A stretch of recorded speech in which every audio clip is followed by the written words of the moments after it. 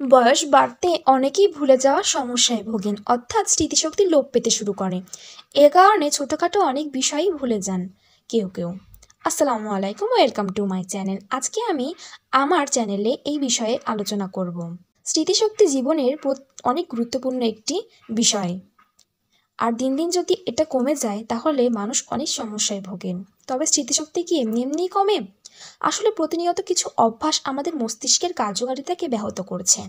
দিনের পর দিন এই অভ্যাসগুলোর কারণেই মস্তিষ্কের ক্ষতি হতে শুরু করেছে। চলুন জেনে নিই কোন কোন অভ্যাস হ্রাস করলেই মস্তিষ্কের কর্মক্ষমতা বাড়বে। 1.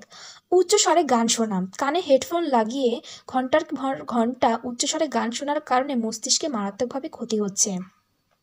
টানা 30 মিনিট অতি উচ্চমাত্রার শব্দে থাকলে একজনের শ্রবণ শক্তি সম্পূর্ণভাবে লোপ পেতে পারে।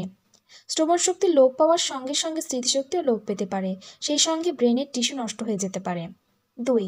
অতিরিক্ত স্ক্রিন টাইম। অতিরিক্ত স্ক্রিন টাইম মস্তিষ্কে মারাত্মক ক্ষতি করে। অফিসে গিয়ে সারাক্ষণ কম্পিউটারের সামনে বসে থাকা, অবসর সময়ে ফোনে স্বাভাবিকের মাত্রায় ঘাটাঘাটি করা, বাড়ি ফিরে রাত জেগে ওয়েব সিরিজ দেখা, সব মিলিয়ে দিনের বেশিরভাগ সময়টাই কেটে যায় স্ক্রিন টাইম। এতে চোখের ক্ষতি তো হচ্ছেই, সঙ্গে সঙ্গে মস্তিষ্কের কার্যকারিতাও কমে যাচ্ছে।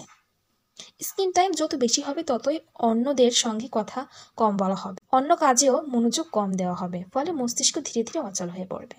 3.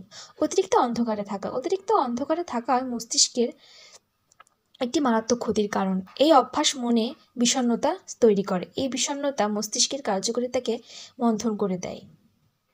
প্রাকৃতিক আলোতে থাকলে আমাদের মস্তিষ্ক ভালোভাবে কাজ করে। ঘুম থেকে উঠে সূর্যের আলোয় খানিকক্ষণ সময় কাটাতে পারলে ভালো, এতে মন মেজাজ ভালো থাকে, মস্তিষ্কের কার্যকারিতাও বাড়ে। 4. একা থাকার অভ্যাস।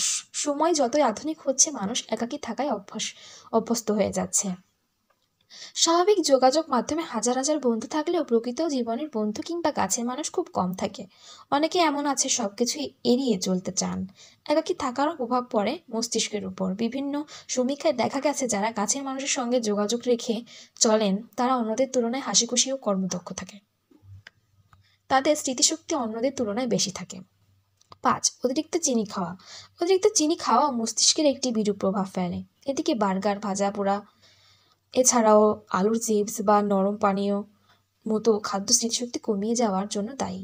অন্যদিকে সবুজ শাকসবজি, ফল, বাদাম জাতীয় খাবার মস্তিষ্কের ক্ষতিরোধ করে থাকে। তাই বেশি বেশি করে শাকসবজি, ফল এবং বাদাম খাওয়ার চেষ্টা করতে হবে। ধন্যবাদ।